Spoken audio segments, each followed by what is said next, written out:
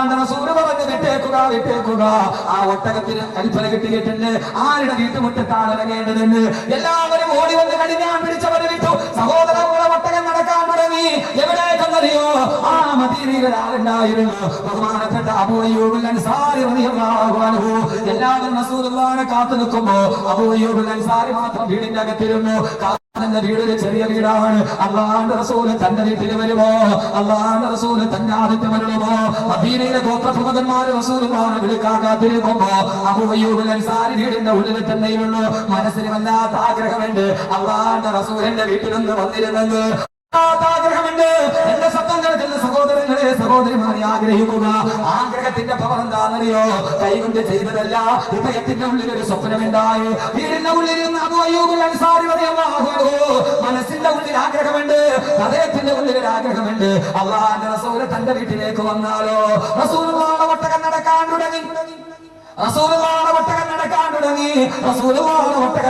തുടങ്ങി. ഒരു ഗോത്രപ്രമുഖന്റെ മുമ്പിലല്ല, എല്ലാവരും ഒത്ത് എന്റെ വീട്ടിലോ ഈ ഒട്ടകം എവിടെയാണോ മുട്ടുകുത്തുന്നത് ആ വീട്ടിലാണ് ഞാൻ താമസിക്കുക. ഓരോ വീടിന്റെ മുമ്പിലെത്തുന്നതും ഉടമസ്ഥന്മാരോട് എത്തി എന്റെ വീട്ടിലാണോ ഒട്ടകം മുട്ടുകുത്തുക. സഹോദരങ്ങളെ ആഗ്രഹമാണ് വലുത്. അവിടെ ഒട്ടകം പോലെ മുട്ടുകുത്തുകയുള്ളൂ. ഈ മകൻ 2012 പ്രവർത്തകര് ഓരോന്നോരോന്ന് ഞാൻ പറയാം. അതുകൊണ്ടാണ് പറഞ്ഞത് ഇതും മദീനയും തമ്മിൽ ബന്ധമുണ്ടോ നോക്കുക. ഉസ്താദെ ഒരു യാത്ര ചെയ്യുമ്പോ ആ യാത്ര അങ്ങനെ ആകാനേ വഴിയുള്ളൂ. കേരളത്തിന്റെ ഏറ്റവും വലിയ സൂഫി വര്യനായ മഹാനായ കാലഘട്ടത്തിന്റെ സൂഫി വര്യന് ബഹുമാനപ്പെട്ട CM മടവൂരിന്റെ മക്ബറയിലേക്ക് സിയാറത്തിന് പോകുമ്പോ ഒരു ഇന്നോവാ കാറിൽ പോകുമ്പോഴാണ് ചർച്ചയുണ്ടാകുന്നത്. ഓരോ ചർച്ച നടക്കുമ്പോ ഈ മകൻ 2012 ഉദയം എങ്ങനെയെന്നറിയോ? മടവൂർ മക്ബറയിലോട്ട് കടന്നു പോകുമ്പോ എന്തൊക്കെയോ പറഞ്ഞ് സംസാരിച്ചിരിക്കുമ്പോ അതിലുണ്ടായിരുന്ന 7 ആളുകൾ അവരോരോരുത്തരും അവരിലുണ്ടായിരുന്ന 5 6 7 ആളുകൾ അവര് പരസ്പരം കൂട്ടുകാരാണ്. സഹോദരങ്ങളെ സലീം സാഹിബും അബ്ദു സാഹിബും അടക്കമുള്ള അമീർ മസ്താൻ അടക്കമുള്ള അവരുടെ സഹപ്രവർത്തകരായ ആളുകൾ, എനിക്ക് പേരറിയാത്ത ആളുകൾ അടക്കമുള്ള അവരിരുന്നൊരു യാത്രയിൽ വെറുതെ സംസാരിച്ചു. അവസാനമാണോ പറഞ്ഞു ഇങ്ങനെ ഒരു പാവപ്പെട്ടവരുടെ വിവാഹം നടത്തിയാലോ ആരെങ്കിലും ഒക്കെ നമ്മളെ സഹായിച്ചില്ലെങ്കിലോ സ്വന്തമായിട്ട് ഏറ്റെടുത്ത് നടത്താനുള്ള പവറോട് ഒരു യാത്രക്കുള്ളിലാണ്. അതിന്റെ ഉള്ളിലുണ്ടായ ഒരു ആഗ്രഹമാണ്. ഒരു ഇന്നോവ കാറിന്റെ ഉള്ളിൽ ഒരു യാത്രക്ക് വേണ്ടി കുറെ കൂട്ടുകാരെ വിളിച്ചു കൂടിയപ്പോ അവരുടെ മനസ്സിന്റെ ആഗ്രഹമാണ് ഒരു പദ്ധതിയായിട്ട് ഇവിടെ വന്ന ബൾബുകളിൽ കത്തിക്കളിക്കുന്നതെങ്കിൽ ആഗ്രഹമാണ് അവരുടെ. അബൂ അയ്യൂബ് അൻസാരി റളിയല്ലാഹു അൻഹു വീട്ടിൽ ആഗ്രഹിച്ചു. ഒട്ടകം നേരെ വന്ന് അബൂ അയ്യൂബ് അൻസാരിയുടെ വീടിന്റെ മുമ്പിൽ മുട്ടുകുത്തി അല്ലാഹുവിന്റെ റസൂൽ താഴെ ഇറങ്ങി. പൊന്നുമക്കളെ, പണമല്ല, സമ്പത്തല്ല, മനസ്സിന്റെ ഉള്ളിൽ ഒരു ആഗ്രഹമുണ്ടല്ലോ. ചെയ്യാൻ ആഗ്രഹമുണ്ടെങ്കിൽ ഒരു പ്രാണി പോലും നിന്റെ വീടിന്റെ മുമ്പിൽ വരുമ്പോ ഒട്ടകത്തെ പോലും വലിച്ചു നിന്റെ വീട്ടിൽ കൊണ്ടുവന്നു. അബൂ അയ്യൂബ് അൻസാരി റളിയല്ലാഹു അൻഹുവിന്റെ ആഗ്രഹം, ആ ആഗ്രഹമാണ് ഒട്ടകത്തെ മുട്ടുകുത്തിച്ചതെങ്കിൽ 2012 ഒരു ചെറുപ്പക്കാരുടെ ആഗ്രഹമാ. ചന്തയിലെ മത്സ്യന്റെ ബുദ്ധിയോടെ കോടികളെറിഞ്ഞ് പകിട കളിക്കുന്ന സമുദായത്തിന്റെ നടുവിൽ എന്റെ പൊന്നു സഹോദരങ്ങളെ രാവിലെ മുതൽ വൈകുന്നേരം വരെ കോൺക്രീറ്റ് സമുദ്രങ്ങളിൽ നിന്ന് രാധവീയ നൗകയിലേറി 12 നക്ഷത്ര ഹോട്ടലുകളുടെ പിന്നാമ്പുറങ്ങളിൽ സുഖം തേടി അറിയുന്ന തനിക്ക് വേണ്ടി മാത്രം ജീവിക്കുന്ന അവിടെ പണം കൊണ്ട് സ്വന്തമായി സ്വാർത്ഥതയോടെ നിൽക്കുന്ന സമൂഹം, ഒരു കാര്യം നിങ്ങൾ അറിഞ്ഞുകൊള്ളുക. കോഴിക്കോട് ജില്ലയിൽ സാനിഹ എന്ന് പറയുന്ന ഒരു പെൺകുട്ടിയുണ്ട്. നിങ്ങൾ അറിഞ്ഞിട്ടുണ്ടോ എന്ന് എനിക്കറിയില്ല.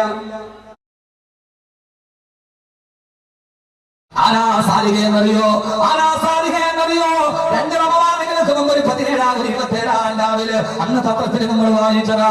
കോഴിക്കോട് ജില്ലയിലെ സാലിഹ എന്ന് പറയുന്ന 11 വയസ്സുകാരെ അവരുടെ അനിയത്തി 7 വയസ്സുള്ള സുമയ്യ എന്ന പെണ്ണ് വാപ്പ മരണപ്പെട്ടു പോയി. ഉമ്മ ഏതെങ്കിലും വീട്ടിൽ പോയി അടുക്കള ജോലി ചെയ്തിട്ടാ അവരുടെ ഭക്ഷണത്തിലുള്ള വക കണ്ടെത്തുന്നത്. എന്റെ ശബ്ദം കേൾക്കുന്ന ഈ കാസർഗോഡ് പ്രിയപ്പെട്ട പെങ്ങളെ, അവസാനം ആ പാവപ്പെട്ട സാലിഹയുടെ ഉമ്മ കുറെ നാളുകളായി പരിപാലിച്ചിട്ട് ഹോസ്പിറ്റലിലായി 10-15 ദിവസം പകർച്ചപ്പനി ബാധിച്ചു കിടക്കുമ്പോ ഉമ്മ ജോലിക്ക് പോകുന്നില്ല. 15 ദിവസങ്ങളായി ആ പെണ്ണുമക്കൾക്ക് തിന്നാൻ ഒരു നേരത്തെ ഭക്ഷണമില്ല. അവർക്ക് ഉമ്മയ്ക്ക് മരുന്ന് വാങ്ങിക്കാൻ പൈസയില്ല. ഗവൺമെന്റ് ഹോസ്പിറ്റലിന്റെ വരാന്തയിൽ ഒരു നേരത്തെ മരുന്ന് വാങ്ങി കൊടുക്കാൻ ഉമ്മക്ക് ഒരു നേരത്തെ ആഹാരം കൊടുക്കാൻ പോലും സുമയ്യ എന്ന 11 വയസ്സുകാരിയുടെ കയ്യിലില്ല. റമദാൻ 27 അന്ന് എല്ലാവരും സദഖ കൊടുക്കുന്നതിന്റെ അന്ന് റമദാൻ മാസത്തിന് പൊലിവിയിലേക്ക് പടിപറ്റത്ത് കാത്തു കിടക്കുന്ന പട്ടിണി പാവങ്ങളുടെ നേരെ 10 രൂപ വലിച്ചെറിഞ്ഞു കൊടുത്തിട്ട് സക്കാത്ത് കൊടുക്കുന്ന എന്ന് സമുദായം ആക്രോശിക്കുന്ന ദിവസം സഹോദരങ്ങളെ ദിവസങ്ങളായി സാരികയും സുമയ്യയും ഭക്ഷണം കഴിച്ചിട്ട് രാവിലെ സ്കൂളിലോട്ട് പോകാൻ സ്കൂൾ ഭാഗം തൂക്കി പോകുമ്പോ സ്കൂളിലേക്ക് 1.5 കിലോമീറ്റർ നടന്നു പോകണം. നടക്കുന്നതിന്റെ ഇടയിൽ സുമയ്യ എന്ന 7 വയസ്സുകാരി പറഞ്ഞ ഇത്താത്തയോട് സാരികയോട് ഇത്താ എനിക്ക് നടക്കാൻ പറ്റുന്നില്ല, എന്റെ കാല് തളരുകയാണ്, എനിക്ക് വിശക്കുന്നു, എനിക്ക് വിശക്കുന്നു, എനിക്ക് വിശക്കുന്നു. ഒന്ന് കേട്ട് സഹോദരങ്ങളെ, കരയുന്ന കൽവ് കാണാൻ കഴിയുന്നവരോട് കണ്ണുനീരിന് നിറ വ്യത്യാസമില്ലെന്ന് തിരിച്ചറിയാൻ കഴിയുന്നവരോട് ഉത്തമ സമുദായത്തിന്റെ കഥയാണ് പറയുന്നത്. കേരള സംസ്ഥാനത്തിൽ ഏറ്റവും ചെലവുള്ള വീട് ആരുടെയെന്നറിയോ? എറണാകുളം ജില്ലയിൽ 40 കോടി രൂപ ചെലവഴിച്ചിട്ട് വീട് ആരുടേതാ? അത് നമ്മുടെ സ്വന്തം സമുദായത്തിന്റെ അക്കൗണ്ടിന്റെ പേരിലല്ലയോ? ലോകത്ത് നമ്മുടെ സമുദായം ആർഭാടത്തിന്റെ പുറകെ കുറിച്ചു പോകുമ്പോ കോടികൾ കയ്യിലിട്ട് പകട് കളിക്കുമ്പോ 7 വയസ്സുകാരി സാരിക സുമയ്യ കയ്യിൽ പിടിച്ചിട്ട് നടക്കാൻ കഴിയില്ലെന്ന് പറഞ്ഞ് പൊട്ടിക്കരയുമ്പോ ദിവസങ്ങളായി ഒരു നേരത്തെ ഭക്ഷണം കഴിക്കാനില്ലാതെ പാവപ്പെട്ട സാരിക എന്ന് പറയുന്ന സുമയ്യ എന്ന അനിയത്തിയുടെ കരച്ചിൽ മുമ്പിൽ പിടിച്ചു നിൽക്കാൻ കഴിയാതെ അനിയത്തിയുടെ കൈ പിടിച്ചുകൊണ്ട് സ്കൂളിലോട്ട് നടക്കുകയാ. പിന്നെ സഹോദര, നമുക്കത് ചിന്തിച്ചാൽ മനസ്സിലാവില്ല. രാവിലെ 7 മണിയാകുമ്പോ ബൂസ്റ്റ് കൊടുത്ത്, കോക്കാരം കൊടുത്ത്, യൂണിഫോം കൊടുത്ത്, കുടിക്കാനുള്ള കടിക്കാനുള്ള പോഷകാഹാരം പാത്രത്തിലടച്ച് കയ്യില് സ്വർണ്ണവളയും ഇട്ട് സ്കൂൾ ബസ്സിന് ഒരു മാസം 5000 രൂപ ഫീസും കൊടുത്ത് നമ്മുടെ മക്കൾ AC റൂമിൽ നിന്നിറങ്ങി കോൺവെന്റ് ഉള്ളിലോട്ട് പോകുമ്പോ നമുക്കതിന്റെ കട്ടപ്പാടറിയില്ല. സുമയ്യ കരയുകയാണ്. 7 വയസ്സുകാരി പൊന്നുമോൾ സ്കൂളിലോട്ട് പോകുന്ന വഴി കടിക്കാടില്ലാതെ വിശന്നിട്ട് അങ്ങനെ വിശന്ന് പറയുമ്പോ നടന്നു പോകുന്ന വഴിയിൽ ഒരു ചെറിയ മരം കണ്ടു. ആ മരത്തിൽ ഒരു ചെറിയ പഴം കണ്ടു. സുമയ്യ പൊട്ടി കരയാൻ തുടങ്ങി. ആ പഴം എങ്ങനെ പറിച്ചിട്ട് നിൽക്കുക, എനിക്ക് വിശക്കുന്നു, എനിക്ക് വിശക്കുന്നു. 7 വയസ്സുകാരി ശക്തി പിടിക്കാൻ തുടങ്ങി. 11 വയസ്സുള്ള പെങ്ങൾ എന്താ ചെയ്യുക? അടുത്തിരുന്ന ഒരു കമ്പെടുത്തിട്ട് 2 പഴം അടിച്ച് താഴെയിട്ടു. ഒരെണ്ണം പൊട്ടിച്ചു നോക്കിയപ്പോ അകത്ത് നല്ല മഞ്ഞ നിറമാണ്. അത് പൊട്ടിച്ചു 2 പെണ്ണുപെങ്ങള് പൊന്നു സഹോദരിയുടെ ഒരു നേരത്തെ ഭക്ഷണം കഴിക്കാതെ വിശന്ന് വരച്ച പെണ്ണിന്റെ കൂടപ്പുറത്തിന്റെ വായിലോട്ട് ഒഴിച്ചു കൊടുത്തു. ആദ്യോട് മഴകളുടെ സന്തോഷത്തോടെ കുടിച്ചിറക്കുമ്പോ സാരികയും ഒരെണ്ണം പൊട്ടിച്ചു കുടിച്ചു. ഒരൽപ്പനേരം കഴിഞ്ഞപ്പോ 7 വയസ്സുകാരിയുടെ വായിലൂടെ നുരയും പറയുന്നതാൻ തുടങ്ങി. സഹോദരങ്ങളെ, പിടഞ്ഞ് സുമയ്യ താഴെ വീഴുമ്പോ സാരികയും നടന്നുപോയി. ആളുകളോട് കോടി താങ്ങിയുടെ ആംബുലൻസിൽ കയറ്റി കോഴിക്കോട് മെഡിക്കൽ കോളേജിലെത്തുമ്പോ പാവപ്പെട്ട സുമയ്യ അറിഞ്ഞില്ല, അട്ടിക്കൊടുത്ത സാരിക അറിഞ്ഞില്ല. ആ വിശപ്പ് കണ്ടപ്പോൾ തല്ലി താഴെയിട്ട കായ വിശക്കായായിരുന്നു എന്ന്. വിശപ്പ് വന്നപ്പോൾ തിന്നത് ഒരു വിശക്കായായിരുന്നു നമ്മൾ അറിഞ്ഞില്ല. സുമയ്യ എന്ന 7 വയസ്സുകാരി പെണ്ണ് മോർച്ചറിയില് 11 വയസ്സുള്ള സാരിക ഇന്നും അതിന്റെ ആഘാതത്തിൽ നിന്ന് മോചനം നേടിയിട്ടില്ല. ഇതാരുടെ കഥയാണെന്നറിയോ? താങ്ങിയുടെ ആംബുലൻസിന് കയറ്റി കോഴിക്കോട് മെഡിക്കൽ കോളേജിൽ എത്തുമ്പോ പാവപ്പെട്ട സുമയ്യ അറിഞ്ഞില്ല, അട്ടിക്കൊടുത്ത സാരിക അറിഞ്ഞില്ല. ആ വിശപ്പ് കണ്ടപ്പോൾ തല്ലി താഴെയിട്ട കായ വിശക്കായായിരുന്നു എന്ന്. വിശപ്പ് വന്നപ്പോൾ തിന്നത് ഒരു വിശക്കായായിരുന്നു നമ്മൾ അറിഞ്ഞില്ല. സുമയ്യ എന്ന 7 വയസ്സുകാരി പെണ്ണ് മോർച്ചറിയില് 11 വയസ്സുള്ള സാരിക ഇന്നും അതിന്റെ ആഘാതത്തിൽ നിന്ന് മോചനം നേടിയിട്ടില്ല. ഇതാരുടെ കഥയാണെന്നറിയോ? ആളുകൾ കേരളത്തിന്റെ അക്ഷര നഗരമല്ലേ കോട്ടയം നഗരം? കോട്ടയം നഗരത്തിലാണ് 12 വയസ്സുള്ള ഒരു കുട്ടി. അവന്റെ ഉമ്മ കാസർഗോഡ് മെഡിക്കൽ കോളേജിൽ ക്യാൻസർ പിടിച്ചു കിടക്കുന്നു. വാപ്പ് ചെറുപ്പം മുതലേ തളർന്നു കിടക്കുന്നു. ഒരു നേരത്തെ ഭക്ഷണം ഉമ്മക്ക് വാരി കൊടുക്കാനില്ലാതെ രാവിലെ ആ 12 വയസ്സുകാരനായ ബാലന് കോട്ടയം നഗരത്തിൽ ഒരുമിച്ച് കൂടി ആയിരക്കണക്കിന് ആളുകളുടെ മുമ്പിൽ കൈനീട്ടി. അക്ഷര നഗരം എന്ന കോട്ടയം നഗരത്തിൽ വിദ്യാഭ്യാസ സംസ്കാരമുള്ള ഒരൊറ്റ മനുഷ്യൻ പോലും അവൻ 1 രൂപയുടെ നാണയത്തൊട്ട് കൊടുത്തില്ല. അവനെ ആട്ടി കൊടുത്തു അക്ഷര നഗരത്തിൽ. ആ പാവപ്പെട്ട 12 വയസ്സുകാരന് നടന്ന് വിഷമിച്ചു കഴിയുമ്പോ അവ തൊട്ടടുത്ത ഞാവൽ മരത്തിന്റെ മുകളിലോട്ട് കയറി ആ ഞാവൽ പഴം കടിച്ചിട്ട് വിശപ്പടക്കുമ്പോ റോഡിലൂടെ നടന്നു പോയ ആരോ പറഞ്ഞു, താഴെ ഇറങ്ങി വന്ന നിനക്ക് ഒരു നേരത്തെ ഭക്ഷണം വാങ്ങിച്ചു തരാമെന്ന്. കേട്ട പാടി കേൾക്കാത്ത പാടി വശന്ന് വയറട്ടിയ 12 വയസ്സുകാരൻ ഞാവൽ മരത്തിൽ നിന്ന് താഴോട്ടിറങ്ങി. ഒരു നേരത്തെ ഭക്ഷണം എന്ന് കേട്ട് തുള്ളിച്ചാടിയപ്പോ അവന്റെ കൈകൾ അറിയാതെ അയഞ്ഞു പോയി. അതേപടി മരത്തിൽ നിന്ന് താഴേക്ക് വീണു. ഇന്ന് കോട്ടയം മെഡിക്കൽ കോളേജിലെ 4-ാം വാർഡില് 2 കാല് മുടങ്ങിട്ട് കിടക്കുന്നുണ്ട് 12 വയസ്സുകാരൻ. സഹോദരങ്ങളെ, പറച്ചറപ്പിനോട് എന്ത് മറുപടിയാ പറയുക? ഇവിടെ ഒരു അൻസാറുകളുടെ ദൗത്യം നമ്മൾ ഏറ്റെടുക്കണ്ടേ? ആരുമില്ലാത്ത സഹോദരങ്ങൾ, ആരും കണ്ണീരൊപ്പാനില്ലാത്ത സഹോദരങ്ങൾ, അവരാരും ഇല്ലാത്തോർ, ആലംബമില്ലാത്തോർ, അവരുടെ ദുഃഖങ്ങൾ ആരറിയാൻ, അവരത്താഹീനന്മാർ, ആലംബഹീനന്മാർ, അവരുടെ സങ്കടം ആരു കേൾക്കാൻ? സങ്കടം കേൾക്കാൻ ആരുമില്ലാത്തവന്, സങ്കടം കേൾക്കാൻ ഏറ്റെടുത്തവന് മകർ 2000 കൊണ്ടുവന്നതിന്റെ ശ്രമം ഏറ്റവും ഒരു ഉത്തമ ശ്രമമാണ്. അതുകൊണ്ട് സഹോദരങ്ങളെ, അൻസാറുകൾ ഏറ്റെടുത്ത് മുഹാജിരിങ്ങൾ, അത് അൻസാറിന്റെ തോന്നി, അൻസാറുകളുടെ സ്വഭാവമാണ്. സ്വന്തം ഭാര്യമാരെ തലാഖ് ചൊല്ലി മറ്റൊരാൾക്ക് കൊടുത്തു. 2 ഭാര്യമാരുള്ളവരെ തലാഖ് ചൊല്ലിയിട്ട് ഒരു ഭാര്യ മഹാദരായ സഹാബത്തിന് കൊടുത്തു. സ്വന്തം വീട്ടിലവർക്ക് ഇടപാട് കൊടുത്തു. പിന്നീട് അവർ ആരായി മാറി എന്നറിയോ? അവർ ലോകത്തിലെ ഏറ്റവും വലിയ സഹോദരങ്ങളായി മാറി. നാടും വീടുമില്ലാത്തവനെ 2 കൈ നീട്ടി സ്വീകരിച്ചു അൻസാറുകൾ. അല്ലാഹുവിന്റെ റസൂൽ അൻസാറുകളെ വല്ലാതെ സ്നേഹിച്ചു പോയി, വല്ലാതെ സ്നേഹിച്ചു പോയി. സഹോദരങ്ങളെ, അൻസാറുകളാരാ? അല്ലാഹുവിന്റെ റസൂലിന്റെ മുഹിബീങ്ങളല്ലേ.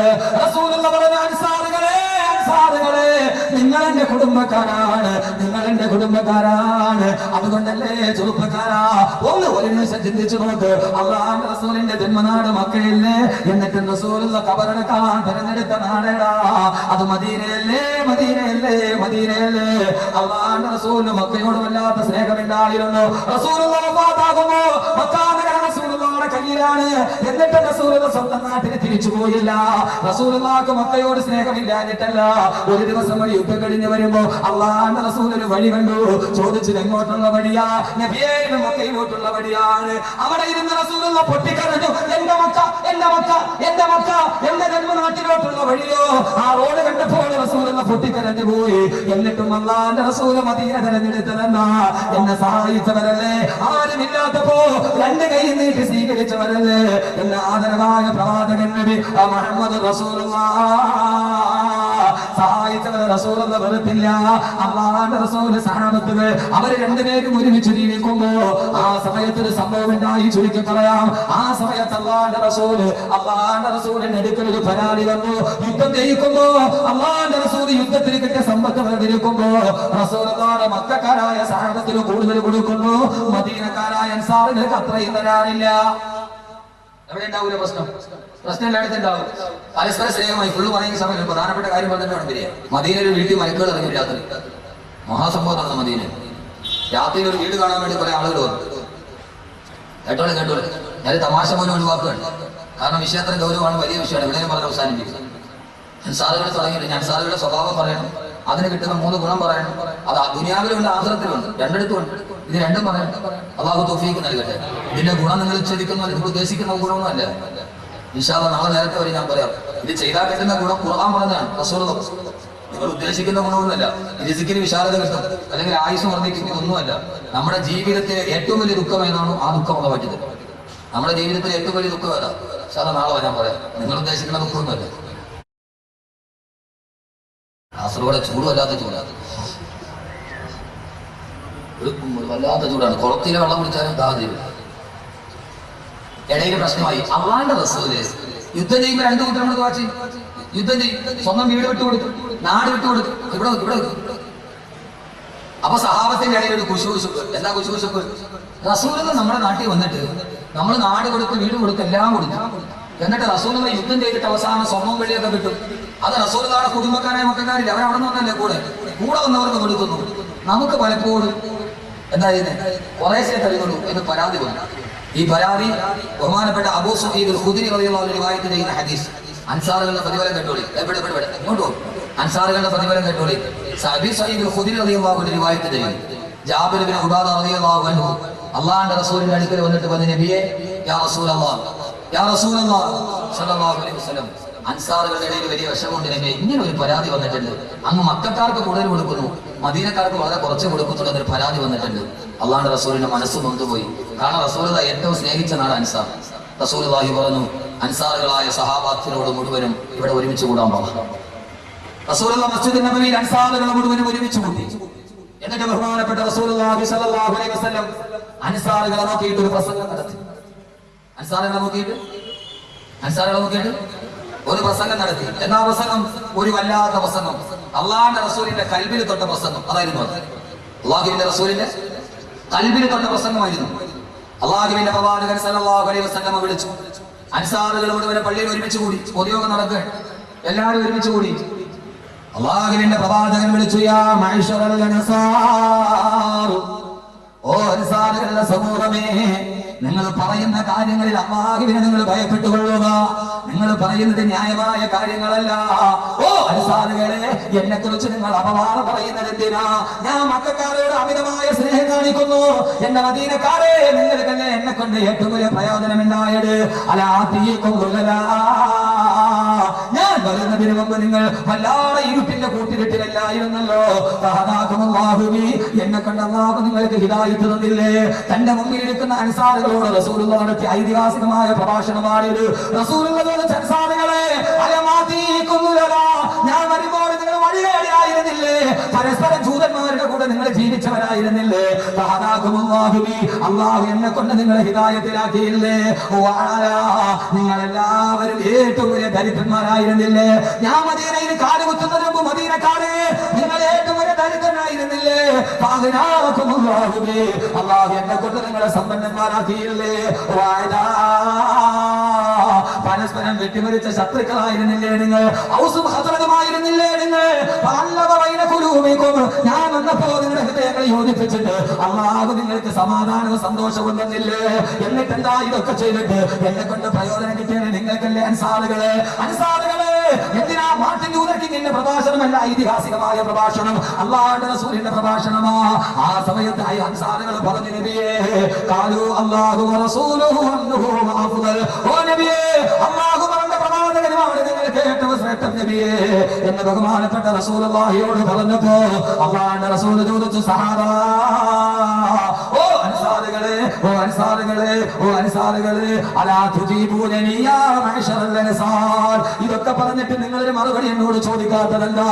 അല്ലാഹുവിന്റെ റസൂലിന്റെ ചോദ്യം, ഞാൻ വന്നപ്പോഴല്ലേ നിങ്ങൾക്ക് സന്മാർഗം കിട്ടിയത്? ഞാൻ വന്നപ്പോഴല്ലേ നിങ്ങളുടെ ദാരിദ്ര്യം മാറിയത്? ഞാൻ വന്നപ്പോഴല്ലേ വൈരാഗ്യം മാറിയത്? ഇതൊക്കെ പറഞ്ഞിട്ട് അൻസാറുകൾ തിരിച്ചൊന്നും പറഞ്ഞില്ല. ലിമാദാ തുജീബൂനനി, എന്താ നിങ്ങൾ എന്നോട് തിരിച്ചൊന്നും ചോദിക്കാത്തതെന്താ? റസൂലുള്ളാഹി ചോദിച്ചു തിരിച്ചു പറയാനൊന്നുമില്ലേ? സഹാബത്ത് പറയുന്നു, അല്ലാഹുവിന്റെ റസൂലിന്റെ ഐതിഹാസിക പ്രഭാഷണം എന്താണ് നബി അങ്ങയോട് ഞങ്ങൾ മറുപടി ചോദിക്കേണ്ടത്? അല്ലാഹും റസൂലിനും അല്ലേ അനുഗ്രഹം ചെയ്യാൻ കഴിയുക? അല്ലാഹുവിന്റെ റസൂൽ തിരിച്ചു ചോദിക്കുകയാ, ഓ അൻസാറുകളെ, ഞാൻ പറഞ്ഞതിന്റെ മറുപടി നിങ്ങൾക്ക് ഇങ്ങനെ എന്നോട് തിരിച്ചു ചോദിക്കാമല്ലോ. ഇവിടെ ശ്രദ്ധിക്കുക, ഞാൻ പറഞ്ഞതിന്റെ മറുപടി ഇങ്ങനെ നിങ്ങൾക്ക് എന്നോട് തിരിച്ചു ചോദിക്കാമല്ലോ. അങ്ങേ മക്കാര് കളവാക്കിയപ്പോ ഞങ്ങളുടെ അടുക്കൽ വന്നതല്ലേ? അങ്ങേ ഞങ്ങൾ സത്യമായി സ്വീകരിച്ചില്ലേ നബിയെ? അങ്ങനെ നിങ്ങൾക്ക് തിരിച്ചു ചോദിക്കാമല്ലോ എന്നോട്. അങ്ങേ കളവാക്കിയിട്ട് സ്വന്തം നാട്ടുകാരെ ആട്ടി ഓടിച്ചപ്പോ ഞങ്ങളല്ല നബിയെ അങ്ങേ രണ്ട് കൈയിൽ നീട്ടി സ്വീകരിച്ചത്. അങ്ങേ നാട്ടിൽ നിന്ന് ആട്ടി ഓടിച്ചപ്പോ അങ്ങേ ഞങ്ങളല്ല നബിയെ സഹായിച്ചത്. അങ്ങേ നാട്ടുകാര് അവിടെ നിന്ന് ഒന്നുമില്ലാതെ ഇറക്കി വിട്ടപ്പോ അങ്ങേക്ക് കിടക്കാനിടന്നത് ഞങ്ങളല്ല നബിയേ. അങ്ങ് ആശ്രയമില്ലാതെ വന്നപ്പോ അങ്ങക്ക് ആശ്രയം വന്നത് ഞങ്ങളല്ല നബിയേ. നിങ്ങൾ എന്നോട് ചോദിക്കാത്തതെന്താ എന്ന് ബഹുമാനപ്പെട്ട റസൂലുള്ളാഹി സ്വല്ലല്ലാഹു അലൈഹി വസല്ലം ഈ 2012 അവസാനത്തെ ഗുണം ഞാൻ പറയുകയാണ്. ഈ പ്രഭാഷണം അതിനു വേണ്ടി പറഞ്ഞടാ. സഹോദരങ്ങളെ, അൻസാറുകളുടെ പരമ്പര അവസാനിക്കുന്നില്ല. അല്ലാഹു പറഞ്ഞതെന്താ? നിങ്ങൾ കരുതേണ്ട ചെറുപ്പക്കാരാ, അൻസാറുകൾ മദീനത്തോടുകൂടി തീർന്നെന്ന് കരുതണ്ട. ഞാൻ പറഞ്ഞതല്ല, ഖുർആൻ പറഞ്ഞതെന്താ? വസാബിഖൂനൽ അവ്വലൂന മിനൽ മുഹാജിരീന വൽ അൻസാർ. ആദ്യമായി മത്സരരംഗത്തേക്ക് കടന്നു വന്ന മുഹാജിരീങ്ങളും അൻസാറുകളും. ഖുർആൻ പറയുന്നു തീർന്നില്ല. വല്ലദീന തബഊഹും ബിഇഹ്സാൻ, വല്ലദീന തബഊഹും ബിഇഹ്സാൻ. അവർ ചെയ്ത അതേ പ്രവൃത്തി ലോകാവസാനം വരെ ചെയ്യുന്നവരും. ഞാൻ പറയുന്ന അൻസാറുകൾ പറഞ്ഞ ഖുർആൻ പറഞ്ഞ വല്ലദീന തബഊഹും ബിഇഹ്സാൻ ആ ആയത്തിന്റെ പരിധിയിലാണ്. 2012 1000 വട്ടം ഉറപ്പിച്ച് ഞാൻ പറയും, വല്ലദീന തബഊഹും ബിഇഹ്സാൻ. അൻസാറുകൾ ചെയ്ത അതേ നന്മ ലോകാവസാനം വരെ ചെയ്യുന്നവർ. ആ ചരിത്രത്തിന് വിരാമമില്ല. ആ ചുമക്കുട്ടികൾക്ക് മരണമില്ല. അവരുടെ ദൗത്യം ഏറ്റെടുക്കുന്ന ചെറുപ്പക്കാരെ, സഹോദരങ്ങളെ, പണക്കാരെ, പാവരന്മാരെ, ഉസ്താദുമാരെ, പണ്ഡിതന്മാരെ, അൻസാറിന്റെ ചരിത്രം അവസാനിക്കരുത്. ഒരു ചങ്ങല കണ്ണി പോലെ യുഗാന്തരങ്ങളിൽ ഉണ്ടാവണം. അത് ഏറ്റെടുത്തവരാണ് മഹർ 2012. ഈ ആയത്ത് നിങ്ങൾക്ക് വേണ്ടി അല്ലാഹു നാളെ ശാമിലാക്കി തരും. ബഹുമാനപ്പെട്ട സഹാബത്ത് മുഴുവനും അല്ലാഹുവിന്റെ റസൂലിന്റെ മുമ്പിൽ മറുപടി പറയാനില്ലാതിരിക്കുമ്പോ റസൂൽ പറഞ്ഞു, നിങ്ങൾ ഇങ്ങനെ എന്നോട് തിരിച്ചു ചോദിക്കാത്തതെന്താ? എന്തൊരു ചോദ്യമാ സഹോദരങ്ങളെ. അൻസാറുകൾ മുഴുവനും തലകുമ്പിട്ടിരിക്കുമ്പോ അല്ലാഹുവിന്റെ റസൂൽ പറഞ്ഞു, അലാ തറവൗനയാ മഅ്ശറൽ അൻസാർ. എന്റെ ശബ്ദം കേൾക്കാൻ ഇവിടെ ഒരുമിച്ച് ഈ കാസർഗോഡ് കണ്ടിട്ടില്ലാത്ത സമാനതയില്ലാത്ത ഒരു സമൂഹ വിവാഹത്തിന് കളമൊരുക്കിയ മഹറിന്റെ പ്രിയപ്പെട്ട ആളുകളോട് മാസങ്ങളായിട്ട് ഉറക്കമളച്ച് നടക്കുകയാ. ആ പാവങ്ങൾ ഓടി നടക്കുന്നത് കണ്ടിട്ട് എനിക്ക് പോലും സഹതാപം തോന്നിപ്പോയി. അതിന്റെ ഇടയിൽ കാറിന്റെ താക്കോല് പോലും മറന്നുപോയി. എവിടെ വെച്ചെന്നറിയില്ല. വല്ലാത്ത ടെൻഷനാണ്. ഞാൻ നിങ്ങളോട് ഈ ചോദ്യം തിരിച്ചു ചോദിക്കുകയാ. മദീനത്തിന്റെ മണൽത്തരികൾ പോളം കൊണ്ട ചോദ്യം, ആ റസൂലുള്ളാഹി അൻസാറിനോട് ചോദിച്ച ചോദ്യം, യുഗാന്തരങ്ങൾക്കപ്പുറം ആഫ്റ്റർ 1500 years ago, 1500 വർഷങ്ങൾക്ക് ശേഷം അതേ ചോദ്യം ഹദ്ദാദ് നഗരി വിനീതനായ അഹ്മദ് കബീർ ചോദിക്കുകയാ. എന്താ നിങ്ങൾക്ക് പകരം വേണ്ടത്? അല്ലാ തറവനയാ മഅ്ശറൽ അൻസാർ. ഓ അൻസാറുകളെ, നിങ്ങൾ തൃപ്തിപ്പെടുന്നോ? ആളുകൾ മുഴുവനും ആട്ടിൻകൂട്ടങ്ങളും കോവർ കഴുതകളുമായിട്ട് പോകുമ്പോ അവര് കൈനിറയെ സ്വത്തുമായി, അന്നത്തെ സ്വത്ത് ആട്ടിൻകൂട്ടമാ. ഇന്ന് സ്വർണ്ണക്കെട്ടികളും ബാങ്ക് ബാലൻസും പോലെ അന്ന് ആളുകൾ മുഴുവനും യുദ്ധം കഴിഞ്ഞിട്ട് അന്ന് കൈനിറയെ ആട്ടിൻകുട്ടികളുമായി കടന്നു പോകുമ്പോ അൻസാറുകളെ, അത് കണ്ടിട്ട് നിങ്ങൾ തൃപ്തിപ്പെടുന്നുവോ? ആട്ടിൻപട്ടമാണോ നിങ്ങൾക്ക് വേണ്ടത്? അതല്ല, നിങ്ങൾ വീട്ടിലോട്ട് പോകുമ്പോ, മറ്റുള്ളവർ മുഹാജിരികൾ പോകുമ്പോ, അവര് വീട്ടിലോട്ട് തിരിച്ചു പോകുമ്പോ അവര് ചെയ്ത പരിശ്രമത്തിന്റെ ഫലമായിട്ട് അവർക്ക് 100 കണക്കിന് ആട്ടിൻകുട്ടികളെ കിട്ടിയേക്കാം. പക്ഷെ അൻസാറുകളെ, നിങ്ങൾ വീട്ടിലോട്ട് തിരിച്ചു പോകുമ്പോ നിങ്ങളുടെ കയ്യിലുള്ളത് എന്തെന്നറിയോ?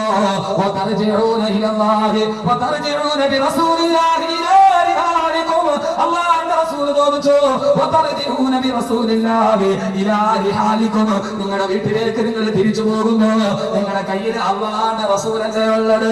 അല്ലാഹുവിന്റെ റസൂലിന്റെ കൈ പിടിച്ച് നിങ്ങളുടെ വീട്ടിലേക്ക് തിരിച്ചു കയറണോ? അതല്ല ആട്ടിൻപറ്റത്തെ പിടിച്ചിട്ട് കയറണോ? സമൂഹ വിവാഹത്തിന് ഈ വിവാഹത്തിലാകുന്നത് നിങ്ങളുടെ പെങ്ങളല്ല, നിങ്ങളുടെ സഹോദരിയല്ല, നിങ്ങളുടെ കൂടപ്പിറപ്പല്ല, നിങ്ങളുടെ രക്തബന്ധമുള്ളവളല്ല.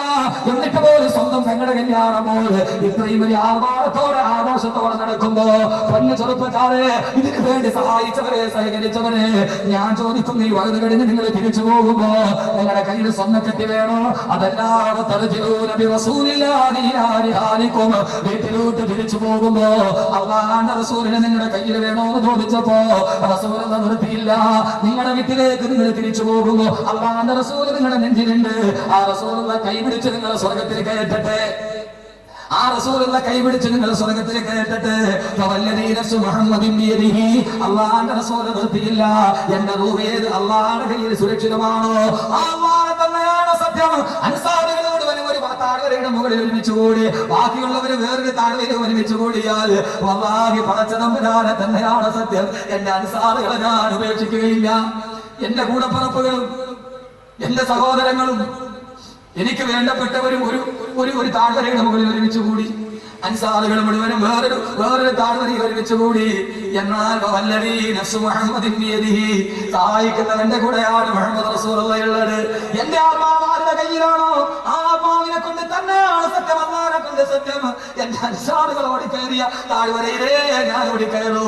ഞാൻ എപ്പോഴും അൻസാറിന്റെ കൂടെയാണ്, ഞാൻ അൻസാറിന്റെ കൂടെയാണ് എന്ന് അല്ലാഹുവിന്റെ പ്രവാചകൻ സല്ലല്ലാഹു അലൈഹി വസല്ലം പറയുമ്പോ ആ സമയത്ത് റസൂലുള്ളാഹി പറഞ്ഞു, അൻസാറുകളെ, ലൗലൽ ഹിജ്റതു ലകുന്തു റജുലൻ മിനൽ അൻസാർ. ഹിജ്റയില്ലായിരുന്നെങ്കിൽ ഞാൻ നിങ്ങളിൽപ്പെട്ട ഒരാളായിട്ട് തന്നെ ജീവിക്കുമായിരുന്നു. റസൂലുള്ളാഹി അൻസാറിന് ഒരു ബഹുമതി കൊടുത്തു. അൽ അൻസാറു ശിആറുൻ. അൻസാറുകൾ എന്റെ അടയാളമാണ്, അൻസാറുകൾ എന്റെ അടയാളമാണ്. ഈ സമൂഹ വിഭാഗത്തിന് സഹായിച്ചവരെ അൻസാറുകൾ വല്ലദീന തബഉഹും ബിഇഹ്സാൻ. ആ പാദപിൻപറ്റിയവരെ അല്ലാഹുവിന്റെ റസൂലിന്റെ അടയാളമാണ് നിങ്ങൾ, അല്ലാഹുവിന്റെ റസൂലിന്റെ അടയാളമാണ് നിങ്ങൾ. എന്നിട്ട് റസൂലുള്ള കൈപൊക്കിയിട്ട് ദുആ ചെയ്തു. ആ ദുആ ഞാൻ ഇവിടെ ആവർത്തിക്കുകയാണ്. എല്ലാവരും ഒന്ന് കൈപൊക്കിയിട്ട് ആമീൻ പറയണം. അല്ലാഹുവേ, അല്ലാഹുവേ, അല്ലാഹുമ്മ അർഹമിൽ അൻസാർ. അല്ലാഹുവേ, അൻസാറുകൾക്ക് നീ കരുണ ചെയ്യണേ. വാബിലാഹിൽ അൻസാർ. ഈ അൻസാറുകളുടെ മക്കൾക്ക് നീ റഹ്മത്ത് ചെയ്യണേ. വാബിനായി അബിനാഹിൽ അൻസാർ. അല്ലാഹുവേ അൻസാറുകളുടെ മക്കളുടെ തലമുറയിലും നീ നിന്റെ റഹ്മത്തിന്റെ ഖജനാവ് തുറക്കണേ അല്ലാഹുവേ. നമുക്ക് ദുആ ചെയ്യാം അല്ലാഹുവേ. അൻസാറുകളുടെ ദൗത്യം ഏറ്റെടുത്ത ഈ സഹോദരങ്ങൾ അവരിലും അവരുടെ മക്കളിലും അല്ലാഹുവേ അൻസാറുകളുടെ തലമുറയിൽ ബറക്കത്ത് ചെയ്തതുപോലെ അല്ലാഹുവേ നീ ബറക്കത്ത്